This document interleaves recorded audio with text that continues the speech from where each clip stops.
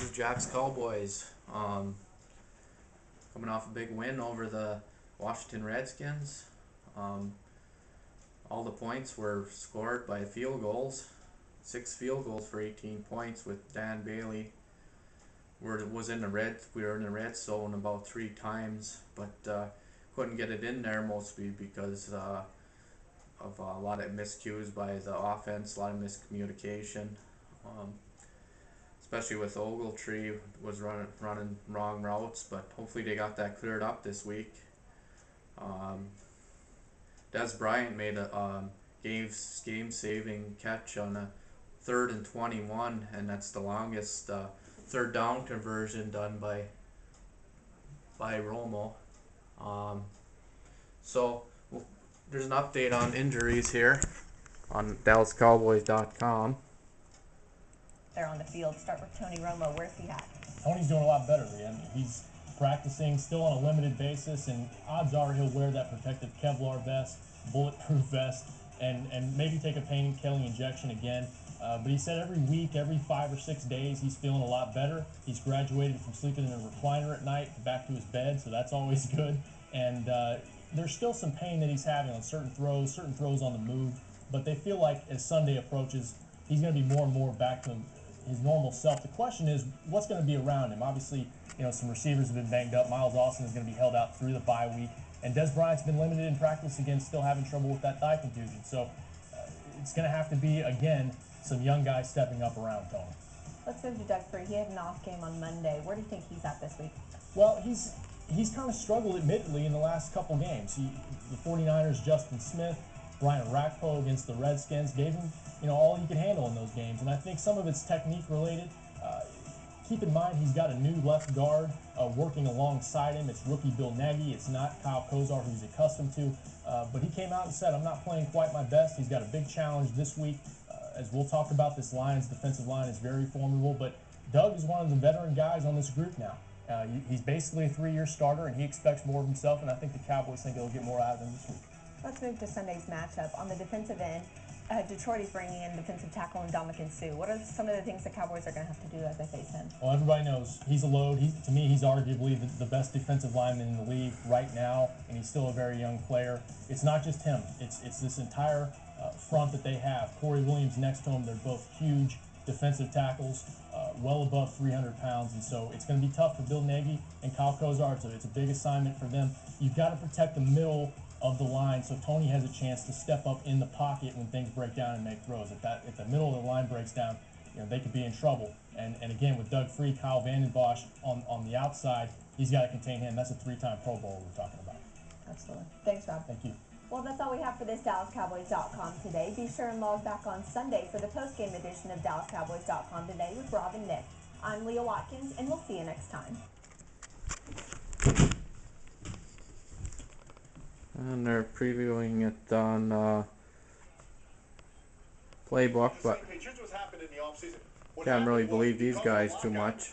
Calvin from Georgia Tech, Matthew Stafford from Georgia, both down in Atlanta. They spent lots of time together in the offseason, and they are on the same page, and that thing is clicking extremely well. Stafford's right on. I like the Detroit Lions to win this game as well. And when I look at the Detroit Lions and what they bring to the table, I'm like, wow, Matthew Stafford's completing almost 67% of his passes. The offense is playing fast. This is the 10th best offense in football. So that tells me that this quarterback has the ability to get the ball out of his I don't think he's always right. He's been going against the Cowboys.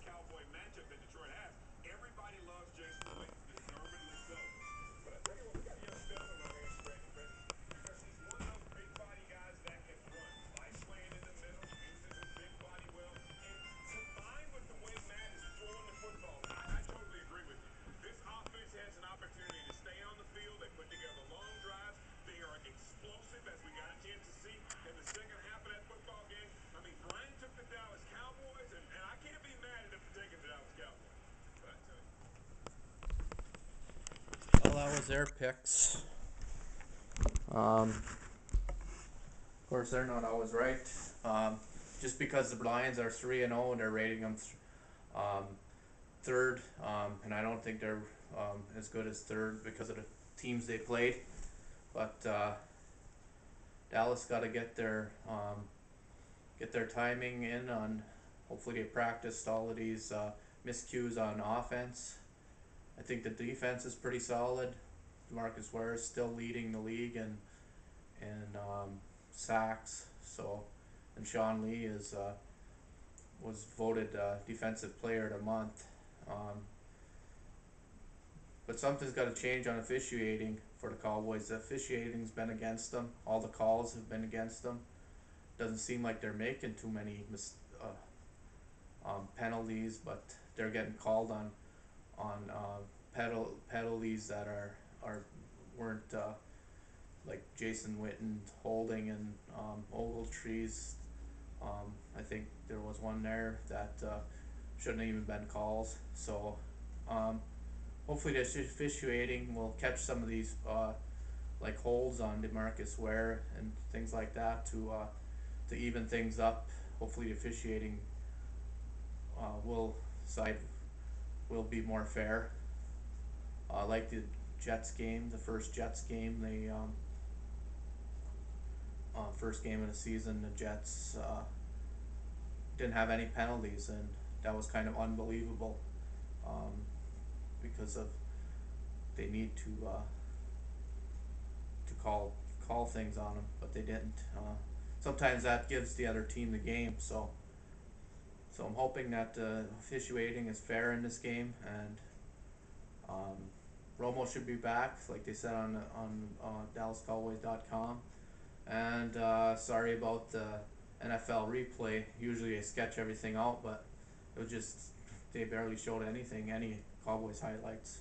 So hopefully win them Lions. I think that Cowboys could come up big on this one. Defense getting a good pass rush on Stafford, and the Cowboys clicking on offense with because Ogletree is a lot better than that, and I think Witten will have a big game, and also DeMarcus Ware will keep up the sacks. Go Cowboys!